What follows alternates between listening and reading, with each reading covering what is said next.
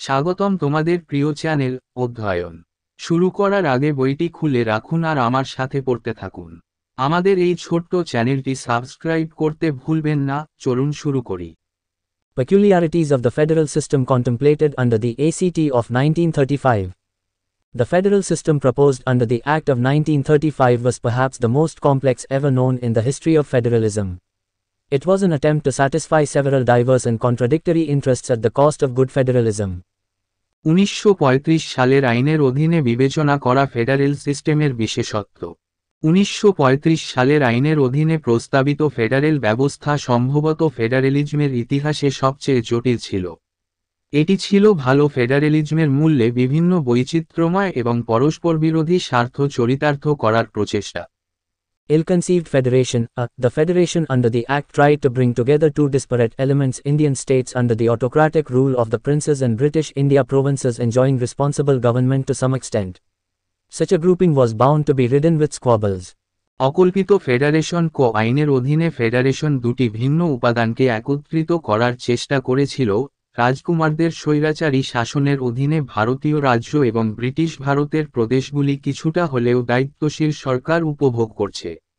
এই ধরনের একটি গ্রুপিং ঝগড়া সঙ্গে আরোহণ করা বাধ্যতামূলক ছিল। Moreover, the process prescribed for the formation of the federation was also illogical. Joining the federation was kept voluntary for the states but compulsory for British India. Again, the federation could not be formed unless a certain number of the states had acceded to it. In order to induce the states to join the federation, they were given unduly large representation in the central legislature. The Indian states, constituting merely 24% of total population, were given 40% of seats in Council of State and 33.33% of the seats in the Assembly. তাছাড়া federation গঠনের জন্য যে প্রক্রিয়া নির্ধারিত ছিল তাও ছিল অযৌক্তিক। ফেডারেশনে যোগদান রাজ্যগুলির জন্য স্বেচ্ছায় রাখা হয়েছিল, কিন্তু ব্রিটিশ ভারতের জন্য বাধ্যতামূলক ছিল। আবার ফেডারেশন গঠন করা যেত না যদি না নির্দিষ্ট সংখ্যক রাজ্য এতে যোগ দেয়।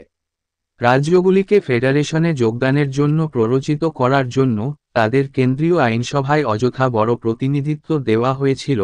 ভারতীয় রাজ্যগুলি, যেগুলি মোট জনসংখ্যার মাত্র 24% ছিল, তাদের কাউন্সিল অফ স্টেটের 40% এবং 33.33% আসন দেওয়া হয়েছিল। বিধানসভার আসন। Another odd feature of the proposed bicameral legislature was that while the representatives of Indian provinces were to be elected, those of Indian states were to be nominated by the ruling princes. The whole purpose was to use the nominated representatives of the states as a solid conservative bloc to counter the weight of the elected representatives of British India. Oddly enough, election to the Council of States was direct and that to Federal Assembly, indirect.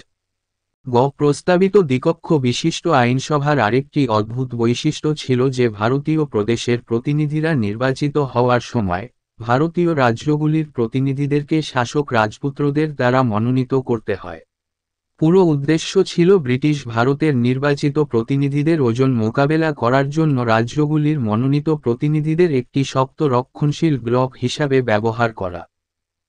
অদ্ভুতভাবে council of স্টেটের নির্বাচন ছিল প্রত্যক্ষ এবং federal অ্যাসেম্বলিতে পরোক্ষ।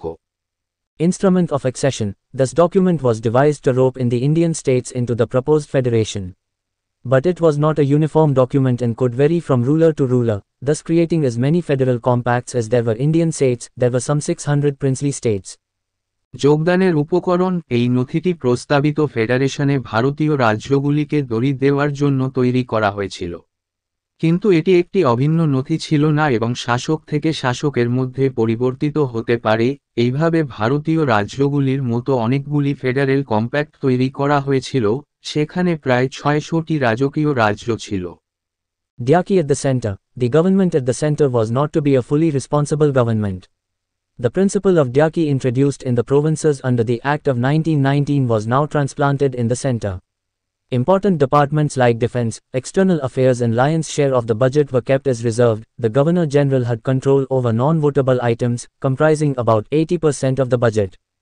কেন্দ্রে স্বৈরাচার। কেন্দ্রের সরকার সম্পূর্ণ দায়িত্বশীল সরকার হতে পারে না। 1919 সালের আইনের অধীনে প্রদেশগুলিতে প্রবর্তিত স্বৈরতন্ত্রের নীতিটি এখন কেন্দ্রে প্রতিস্থাপিত হয়েছে। প্রতিরক্ষা, পররাষ্ট্র এবং বাজেটের সিংহভাগের মতো গুরুত্বপূর্ণ বিভাগগুলি সংরক্ষিত হিসাবে রাখা হয়েছিল। গভর্নর জেনারেল ভোটেবল আইটেমগুলির উপর নিয়ন্ত্রণ ছিল, যা বাজেটের প্রায় 80%। Discretionary powers of the Governor General. The Governor General had discretionary powers over 4 subjects: defense, external affairs, ecclesiastical affairs, and excluded and partially excluded areas, tribal areas. The federal legislature had no right to question the actions of the Governor General with respect to these subjects. এর বিবেচনামূলক ক্ষমতা governor general, governor general 4টি বিষয়ের বিচক্ষণ ক্ষমতা ছিল: প্রতিরক্ষা, বহিরাগত বিষয়, ধর্মীয় বিষয় এবং বহিষ্কৃত এবং আংশিকভাবে বহিষ্কৃত এলাকা, উপজাতীয় এলাকা। ফেডারেল আইনসভার ক্রিয়াকলাপ নিয়ে প্রশ্ন করার অধিকার ছিল না গভর্নর জেনারেল এই বিষয়ে সম্মান সঙ্গে। Larger representation to states. The Indian states were given larger representation in the federal legislature than they deserved on the basis of their population. While the provinces were to send elected representatives, the states were given the freedom to send their nominees. রাজ্যগুলিতে বৃহত্তর প্রতিনিধিত্ব। ভারতীয় রাজ্যগুলিকে তাদের জনসংখ্যার ভিত্তিতে প্রাপের চেয়ে federal আইনসভায় বৃহত্তর প্রতিনিধিত্ব দেওয়া হয়েছিল। প্রদেশগুলিকে নির্বাচিত প্রতিনিধি পাঠাতে গেলেও স্যাটদের তাদের মনোনীতদের পাঠানোর স্বাধীনতা দেওয়া হয়েছিল। Quasi-federal elements. The Governor General was given vast powers of intervention in the affairs of the provincial governments, which greatly modified the federal features to unitary elements. As a result, some authors have classified the government formed under the Act as quasi-federal. আধা federal উপাদান। Governor জেনারেলকে প্রাদেশিক সরকারগুলির বিষয়ে হস্তক্ষেপের বিশাল ক্ষমতা দেওয়া হয়েছিল, যা federal বৈশিষ্ট্যগুলিকে একক উপাদানগুলিতে ব্যাপকভাবে পরিবর্তন করেছিল। ফলস্বরূপ কিছু লেখক আইনের অধীনে গঠিত সরকারকে ক্যাসি-ফেডারেল হিসাবে শ্রেণীবদ্ধ করেছেন।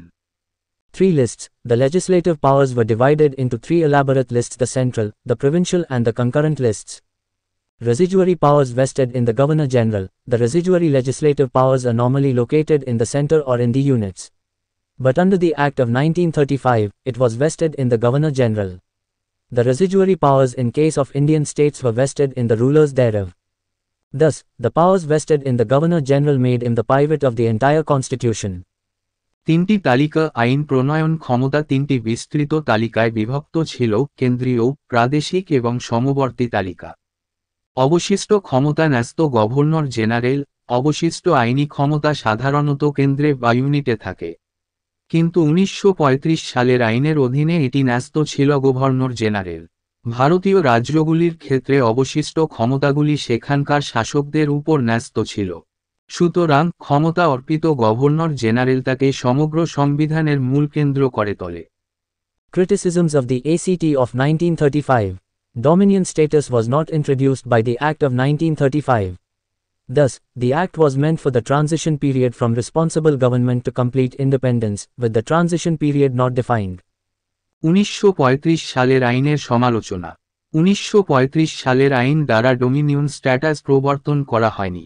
এইভাবে আইনটি দায়িত্বশীল সরকার থেকে সম্পূর্ণ স্বাধীনতার ক্রান্তিকালের জন্য বোঝানো হয়েছিল। ক্রান্তিকাল সংজ্ঞায়িত করা হয়নি। The Act was based on 2 basic principles, namely, federation and parliamentary system. The federation principle was introduced with a built-in unitary bias and was seriously distorted by the provisions of safeguards and special responsibility. আইনটি federation এবং সংসদীয় ব্যবস্থা নামক 2টি মৌলিক নীতির উপর ভিত্তি করে তৈরি হয়েছিল। ফেডারেশন নীতি একটি অন্তর্নির্মিত একক পক্ষপাতের সাথে প্রবর্তিত হয়েছিল এবং সুরক্ষা এবং বিশেষ দায়িত্বের বিধান দ্বারা গুরুতরভাবে বিকৃত হয়েছিল। Diarchy at the center meant fully responsible government at the center was not introduced. The representatives of the states to the federal legislature were to be appointed directly by the princes, and were to be used to check the nationalists. কেন্দ্রে স্বৈরতন্ত্র মানে কেন্দ্রে সম্পূর্ণ দায়িত্বশীল সরকার চালু হয়নি।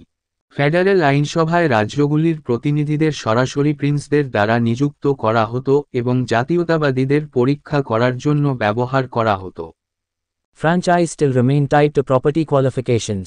Though the number of voters increased from 5 million in 1919 to 30 million in 1935, yet the franchise was limited to only 1/6 of the adults. Only 14% of the total population in British India was given the right to vote. Franchise এখনও সম্পত্তির যোগ্যতার সাথে আবদ্ধ ছিল। যদিও ভোটারের সংখ্যা 5 million 1919 সালে থেকে 30 মিলিয়নে 1935 সালে বৃদ্ধি পেয়েছে, তবুও ভোটাধিকারটি কেবলমাত্র প্রাপ্তবয়স্কদের 1/6 মধ্যে সীমাবদ্ধ ছিল। ব্রিটিশ ভারতের মোট জনসংখ্যার মাত্র 14%কে ভোট দেওয়ার অধিকার দেওয়া হয়েছিল। The vicious system of communal and caste electorates was further extended. The special powers of the governor ensured that both political and economic power remained concentrated in British hands. সাম্প্রদায়িক ও বর্ণ নির্বাচকমণ্ডলীর দুষ্ট ব্যবস্থা আরও প্রসারিত হয়েছিল। গভর্নরের বিশেষ ক্ষমতা নিশ্চিত করে যে রাজনৈতিক ও অর্থনৈতিক উভয় ক্ষমতাই ব্রিটিশদের হাতে কেন্দ্রীভূত থাকে। India's constitutional status as a dependency did not improve as the Federation of India was not intended to be a sovereign legislature. It could not amend the Indian constitution and the right remained with the British Parliament. Responsibility for Indian administration still remained with the British Parliament. The Secretary of State retained control over various All India services. ভারতের federation একটি সার্বভৌম আইনসভা হওয়ার উদ্দেশ্য না থাকায় নির্ভরশীলতা হিসাবে ভারতের সাংবিধানিক অবস্থার উন্নতি হয়নি। এটি ভারতীয় সংবিধান সংশোধন করতে পারেনি এবং অধিকার ব্রিটিশ পার্লামেন্টের কাছে থেকে যায়। ভারতীয় প্রশাসনের দায়িত্ব তখনও ব্রিটিশ পার্লামেন্টের কাছেই ছিল। রাজ্য সচিব বিভিন্ন সর্বভারতীয় পরিষেবাগুলির উপর নিয়ন্ত্রণ বজায় রেখেছিলেন। Indian reactions to the ACT of 1935.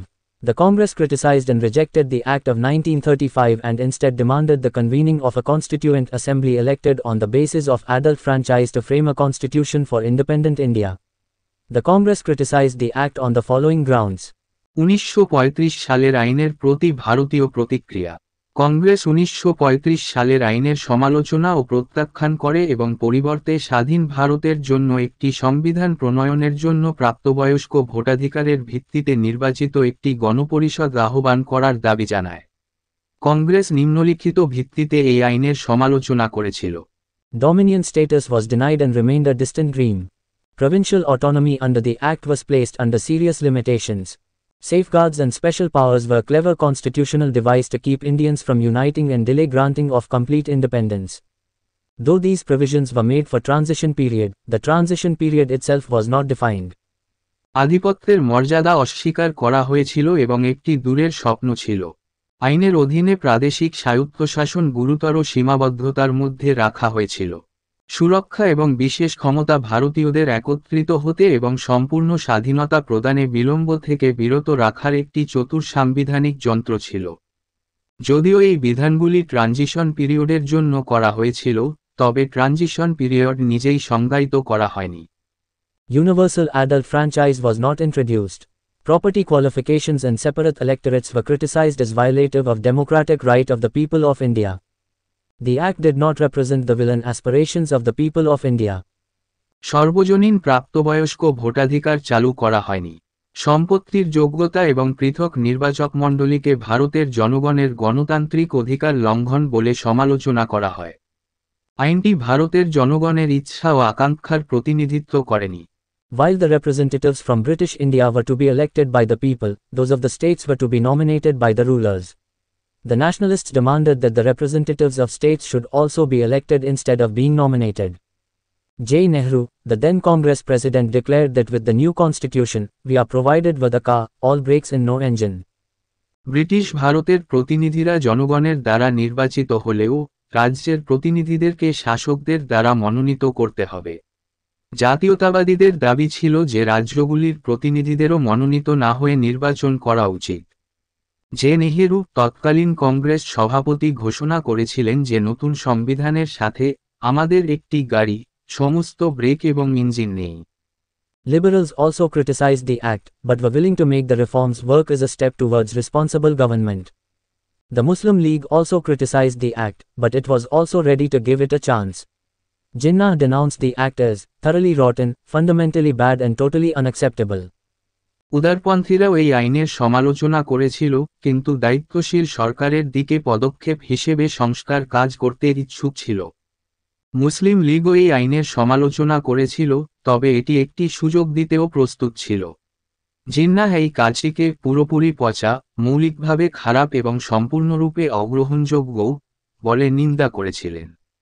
Linlithgow, chairman of the Joint Parliamentary Committee on the Act of 1935 and Viceroy of India from 1936, had stated, "The Act had been framed because we thought that was the best way of maintaining British influence in India.